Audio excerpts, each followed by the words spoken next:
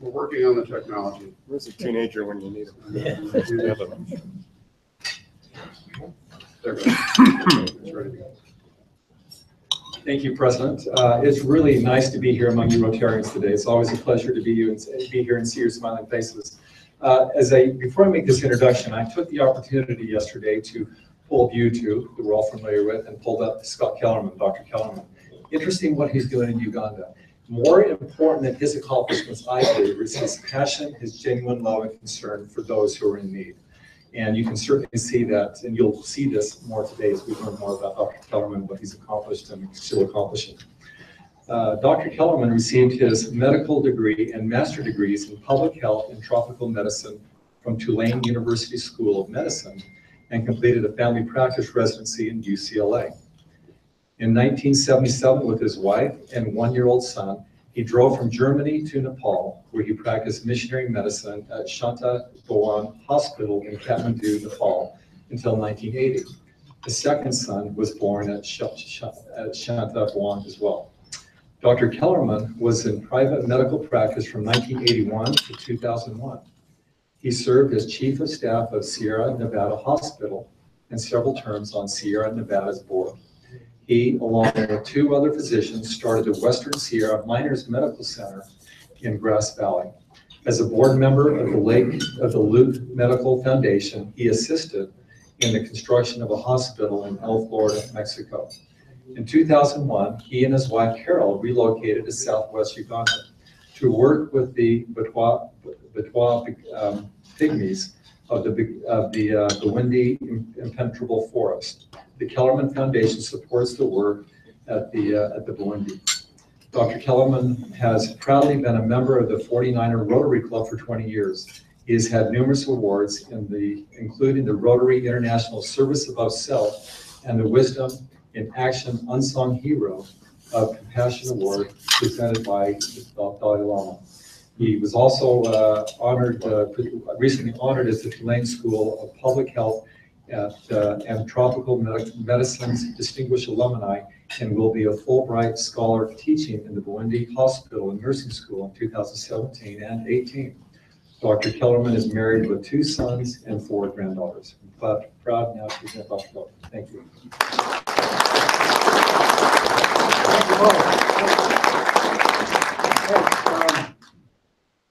We work with Batwa Pygmies of southwestern Uganda and Remy.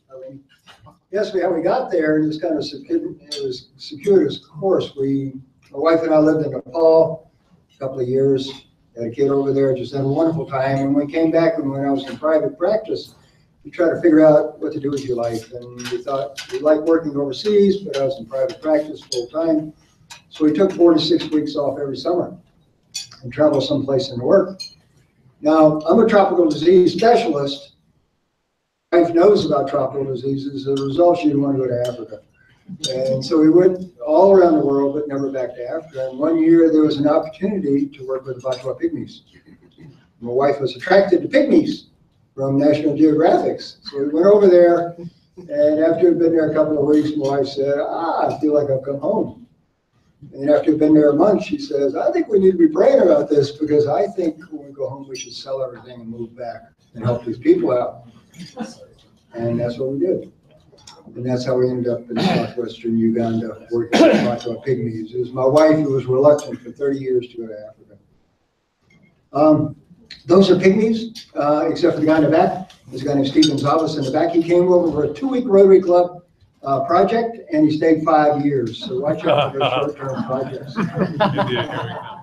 There's a good friend of mine, actually in Reno, named Jerry Hall. You may have come across him. He's past international vice president of Rotary.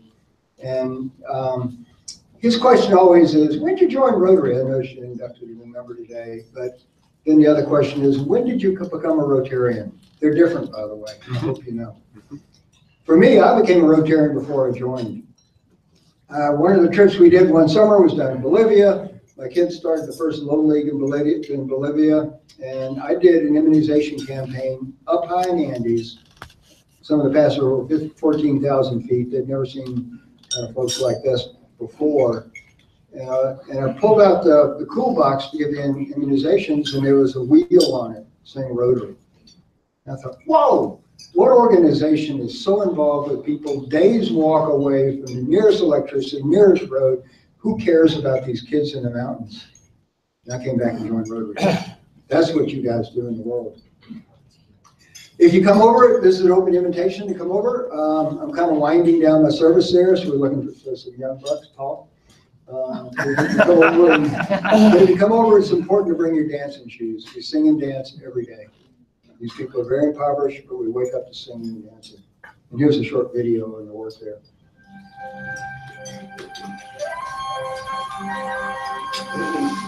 Only a fraction of a degree from the equator, in the center of Africa, is the country of Uganda.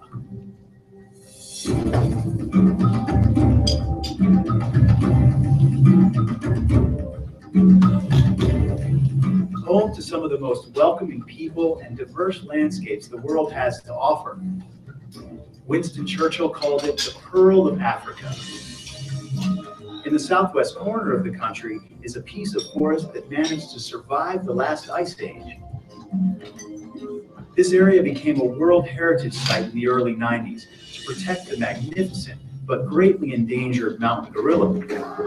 Unfortunately, we forgot about a marginalized, unloved, and understudied group of Aboriginal people that are relatives to us all. Only a few years ago, the Batwa Pygmies were abruptly evicted from their homeland, left with nothing. So that's the group we work with. But where we work, it's got the greatest biodiversity on the face of the planet. You got the lions, that's past president of our club, Andy Wright. His question is, I wonder if those lions bite. But that's the magic of Photoshop. He's in a tree and they're in a tree, but not the same tree. We had a medical student from UCSF who came over, very intelligent but not very smart. You may know people like that. And his question was, I wonder if I can get that bull hippo to charge. And he could. But the problem is bull hippos kill more people in sub-Saharan Africa than all other animals combined. Pygmies are very diminutive. That's Dave Denny, past district governor of our district, 5190. They're very diminutive, about 4.5 feet in height, and produce little bitty babies. When we went over in the year 2000, we were asked to do a medical survey among the Batwa, and what we found was very overwhelming. Among the Batwa children under age 5, 38% died before the age of 5, compared to 18% of Ugandans and 0.8% here in the U.S. So, and the reason is abject poverty. Everything combined, they have a life expectancy only to the age of 28. Average income is only $25 a year. My wife and I first went over, there was no, she's a teacher, I'm a doc, there was no healthcare delivery, there's really no educational system. So we spent the first couple of years living in a tent, kind of traveling around, learning the language, culture, and traditions. It's not for everybody, but when I left to go to Africa, I was chief staff of the hospital, involved in church work, and I had a full-time medical practice, and friends of mine and I bought a hospital, and we're trying to run that thing. And my wife is getting a graduate degree, we're like ships passing in the night. And so after we unloaded everything and then moved in, traveled a lot, and spent a lot of time in a tent, we came to fall in love again. And the relationship really improved. So I'd encourage anybody out there to wrestle with interpersonal stuff to forego all that counseling and just consider selling everything and living in a tent in the developing world for a couple of years. It's a sure path to marital bliss. That's what he thinks. When I first arrived, I was the only doc for about 250,000 people, so I'd have patients carried in to see me. We'd find them alongside the road, just laying on the road, hoping that somebody would come and help. We do mobile medical clinics. A Land Rover full of medical supplies, just dropped into the road, start hiking, end up underneath some tree next to the jungle. The drums would start going off, and you hear them go off in the distance. People start trickling in. We'd see 200, 300, sometimes 500 people a day. The ICU was just hanging branches from this, usually a ficus tree, and sometimes we'd tie the IVs up with vines and dripping quinine. All the IVs you see going in there are kids with cerebral malaria, which is universally fatal if untreated. This is a typical conveyance in sub-Saharan Africa, and it doesn't look safe, and it's really not either. So we broke ground after 2.5, 3 years, put up an outpatient unit, and then we put up a maternity unit. And the reason for the maternity unit is the maternal death rate in rural Uganda was 880 maternal deaths per 100,000 live births. If you do the math, for every 113 live births, a mother had a tendency to die in pregnancy, some of the highest in the world. So our focus then, it is now, is the maternal and child health. So after we got buildings up, along came an organization called, you got what organization? Rotary. Oh, good. You're Rotary. That's good. If I ask you a question, just answer Rotary and we'll get it right. Along came Rotary, because Rotary didn't put up buildings. So after we got buildings, along came Rotary. We've had probably 60, 80 different Rotarians come over, voting with their feet, helping with the projects. We now have a 130-bed hospital, which has been ranked one of the best hospitals in Uganda, full-service hospital. The wards are open and airy. It fits with the tradition. On the pediatrics ward, every day at 4 o'clock, the drums come out. We have singing and dancing. It's very therapeutic. Do you do that at your local institution, UU? Singing, dancing? Anyway, it is very therapeutic. Even though we're at the end of the road, we have to generate our own electricity, about 6 hours drive to the nearest paved road. We treat the sickest of the sick. And we have incubators. We have neonatal ICU. The incubators donated by Rotary. Good. You guys are good. Getting there. And we have consultants that come from all around the world.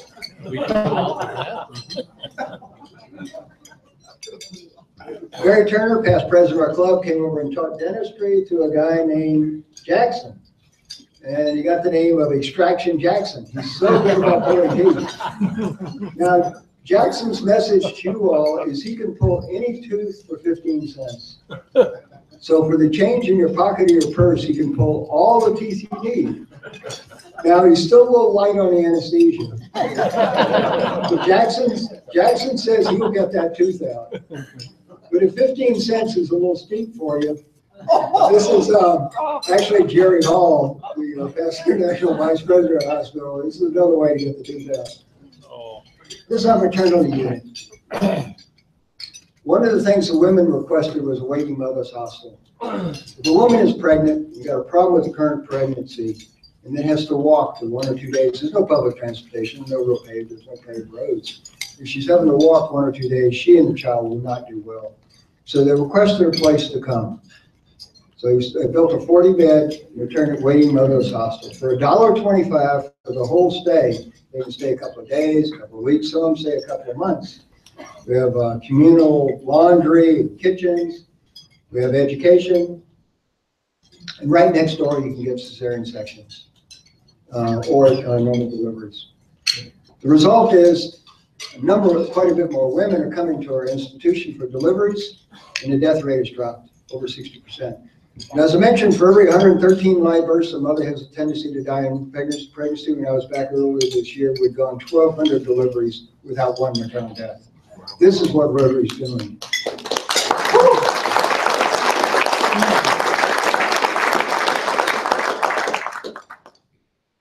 Oh, I got a question for you. Let me answer that. Yeah. Wives' use of cell phones promoted 1,500 excess civilian deaths in Eastern Congo per day. 5.5 million people have died over the last dozen years. What's the relationship with cell phones? You said that? It's a metal or some kind of material. You're kidding me. Who said that? No, that dude's smart. I don't know what it is. That's great. I've asked that question in medical schools and a lot of institutions. You're right. In cell phones, there's a mineral called tantalite or coltan. It's a conflict mineral. And because of the conflict, people fight. And when people fight, you have refugees. There's 25,000 refugees came over a while back. We went out, they had an unclean water source. All of a sudden I started seeing a diarrheal disease that turned out to be cholera. Some refugees, you got impure water. Who do you call? Rotary. Rotary, that's right. Hydrologists came over, found clean water source and avoided the cholera epidemic. HIV, devastating illness. The world's burden of HIV is in sub-Saharan Africa. Over 25 million people are HIV infected. The biggest problem is maternal to child transmission of HIV. You can see that both this mother and this child were wasted. Both of them had AIDS. We have a counseling program, very aggressive counseling program. Statistics show if a mother's HIV positive, anywhere between 15 to 45% of our offspring will be positive. If you give antiretroviral drugs to the mother last part of pregnancy, treat the kid whole first year of life, and then you treat the mother early part of breastfeeding, you can reduce that from 15 to 45% to less than 2%. We went 2 years without one child being HIV positive. HIV in childhood is a preventable illness. Here's a mother who's very happy. She's HIV positive and the kid is negative. This is our HIV unit. It's built by a generous Rotarian. And the interesting thing is the patients don't wait outside because there still is a stigma attached to it. They're examined and treated inside. And in there, they can have education, which is going on now. We have expert patients. They go out into the community and bring in people that need to be tested. We test over 1,000 people a month.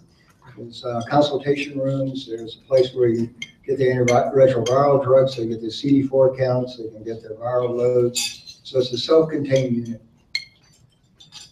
This little kid sadly had neonatal tetanus and did not survive, but it is true. You always can comfort. You know that as Rotarians. Water source. I'm talking to Paul about water. Water is a big project. It's a large killer of kids under the age of 5. Clean water, a lack of clean water. There's a typical water source on the left and a typical result of a dehydrated kid on the right.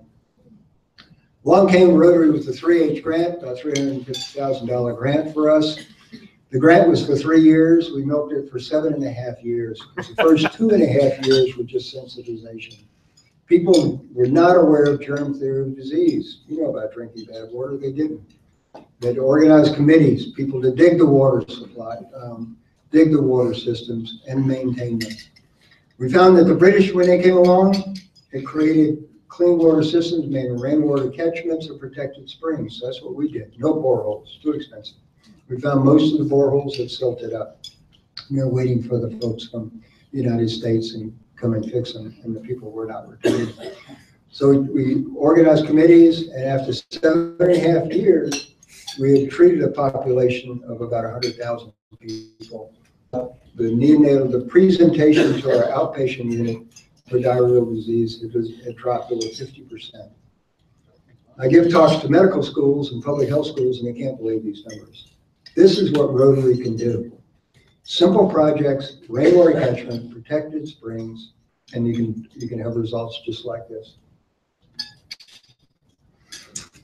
Big problem, dearth of healthcare providers. Most of the docs, 4 docs for 100,000. In Uganda, I mean, I was the only doc for $250,000.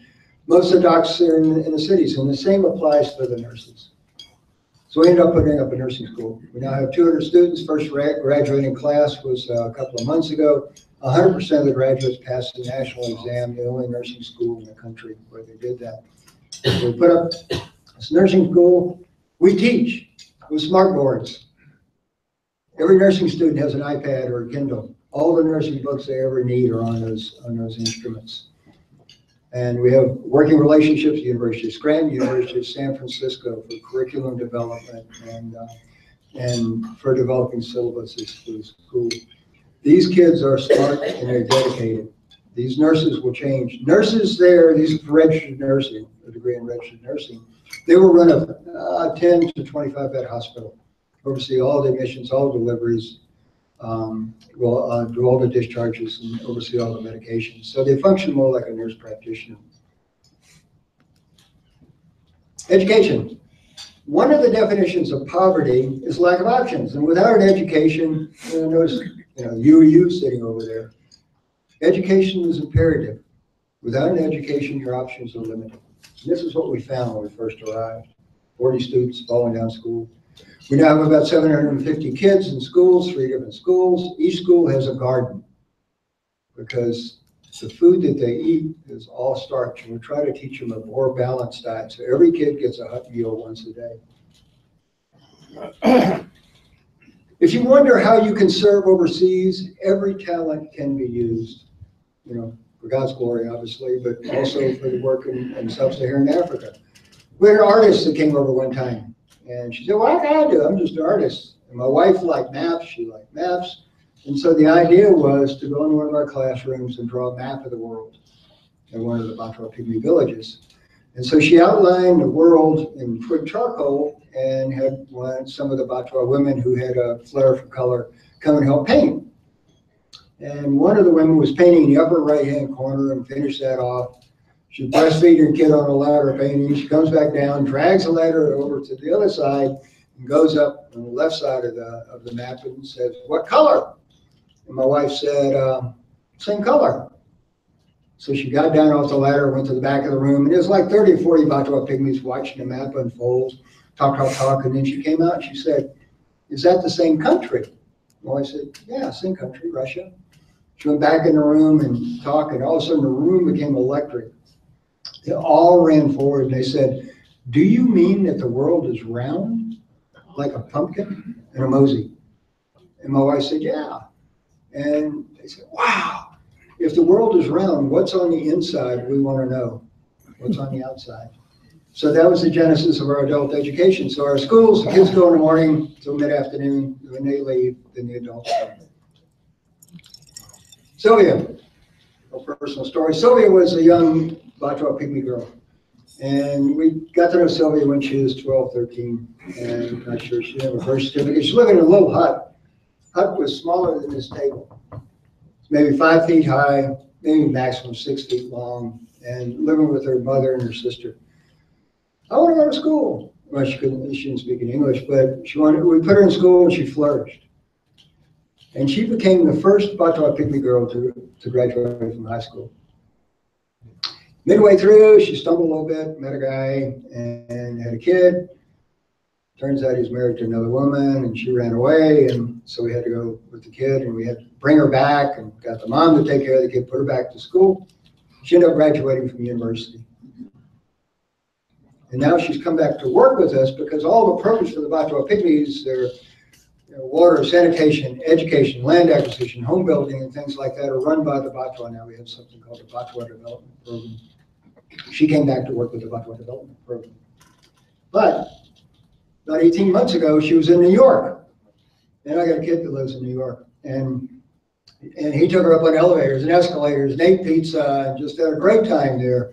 And part of it, going up the Empire State Building, a little elevator operator says, Ed would ask people questions. And he asked my son, "Where are you from, son?" A boy. And he says, where are you from? What do you do? My son says, "Well, I live in Brooklyn. I'm a lawyer in Manhattan." He goes, "Oh, okay." And then he asked his wife, my son's wife, my daughter-in-law, and she says, "Well, I'm a professor at Cornell." And okay. Then he asked little Sylvia, and he said, "Little girl, what are you doing in the fair city of New York? And what do you do?" And she says, "Well, I'm from Uganda." I went, "Wow. What are you doing here?" And she said, "Well, I've been asked to address the United Nations on indigenous rights."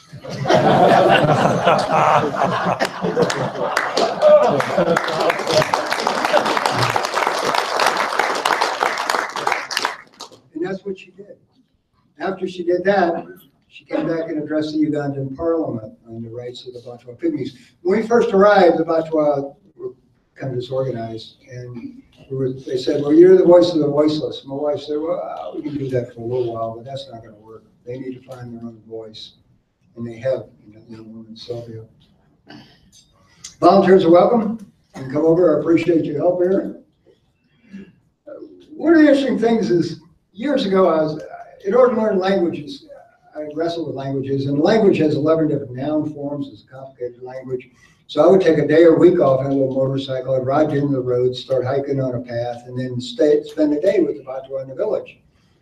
And the kids would surround you and want to talk, look and speak English. And so it was a real challenge for me, but I tended to grow. One day I asked the elders, I said, "What do you value most about what we do?" And they said, "Kamara Bwiri," which loosely translates making time or just sitting. It means just sitting with relationships, essentially. They said, you like that better than everything else?" And they said, "Yes. And without those relationships, nothing else that you're talking about would ever happen."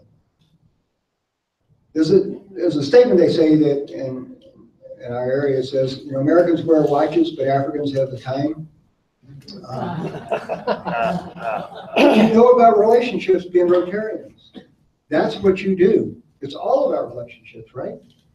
It's because you meet here and you fellowship and you talk, and all of a sudden you're doing things in Cambodia, you're doing your immunization projects in India, and you're changing the world.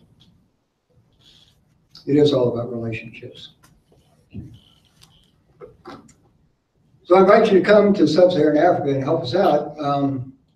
As I mentioned, most of the English is not commonly spoken.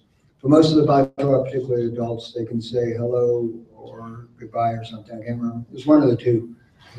But there is one word that they know. And what word would that be? Rotary. Thank you very much.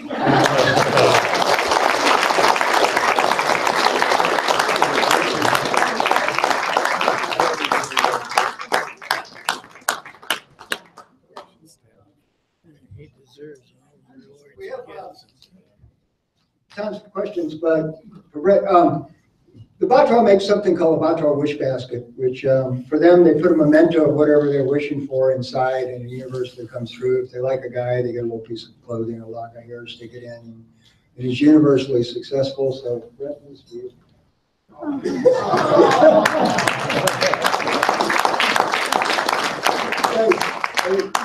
any questions? Yes, sir. How many Batwa Pygmies are there? And what's the population of Uganda? And what's the relationship? Relationships poor? Yes, relationship. They're looked down on literally and figuratively. Small people, gatherers, dirty. They're not well appreciated. There's about 3,600 in Uganda, maybe 4,000. Nobody knows the exact count. They're still pretty mobile. There's probably 100,000 pygmies in the world, stretching from Cameroon, Central African Republic, Congo to southwestern Uganda, northern Rwanda. So they're an interesting people group, and they've learned the language of the dominant tribe, so their own language has kind of slipped away, but not their customs and traditions, which includes singing and dancing. Yes? How much intermarriage is there? You say pygmies are stretched out, but I assume if you have intermarriage, it alters the genetics. The ask about intermarriage is happening, obviously. The real question is, Stacy and I had dinner last night, and I asked our daughter, how do you take a people group who are very supportive? There's no safety net like they have in the United States. And so their safety net, if you come over, you might be asked, there's three questions. Any Africans living in America? And you say, yeah. And where do they live? And you say, well, everywhere, urban, rural, they live everywhere. What tribe are they part of? And you say, well, they lost their tribal identity, and they just glaze over. Because essentially the tribal identity is what keeps them together. With all the AIDS, with all the diseases, 30% of the kids are orphans. There's not one orphanage. All were adopted. It's an incredible safety net. And the society is very tight. It takes a village to raise a child, right? I mean, we think we try to do it as a family. But over there, if your kid wants to play soccer and you don't know how to do it, you got an aunt or uncle that can play right next door, or somebody knows a musical instrument, skip it like that. And so it's the whole culture is very tight. And how do you bring them up to the 21st century and still keep that cultural integrity?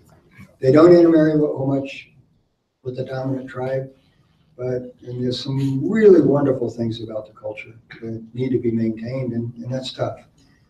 How to bring them up to our lifestyle and have them interrelate with the dominant culture, 250,000 people living around there and living in a healthy way is a wrestle. So if any of you guys have any insights, or ladies, come over and help us out.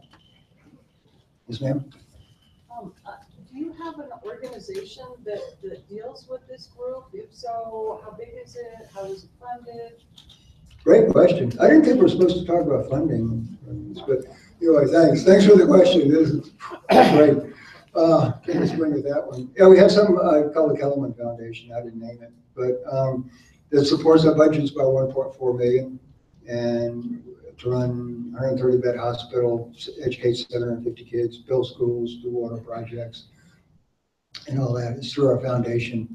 And we have a board, which Stacy's on the board, and so you can talk to her if you're interested. And we have a lot of trips. Stacy just got back, bringing sight to the blind, bringing glasses over to Uganda. Just got back a week or two ago from Uganda. So there's a lot of trips and there's a lot of support.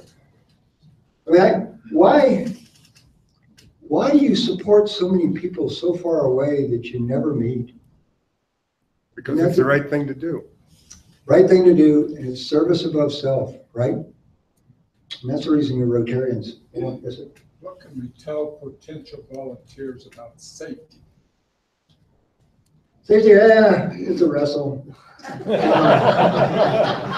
Safety is a wrestle. We have several criteria. You can't walk to the Congo. It's only 2 kilometers away. You can't drink the water, and you have to sleep under a mosquito net. And if you break those, you will not do well. But beyond that, it's okay. You're going to be okay. If you're a doc and work in a hospital, then, we have some precautions to take there. But most of the time, it's very, very safe. We're the only hospital that does this type of work for 250,000 people. Actually, about 400,000 when you include the Congo. Even the bad guys like us being there. So they support us. And so we've had well over 1,000 volunteers. Nobody's gotten sick. Nobody's gotten hurt. So come on over. God bless.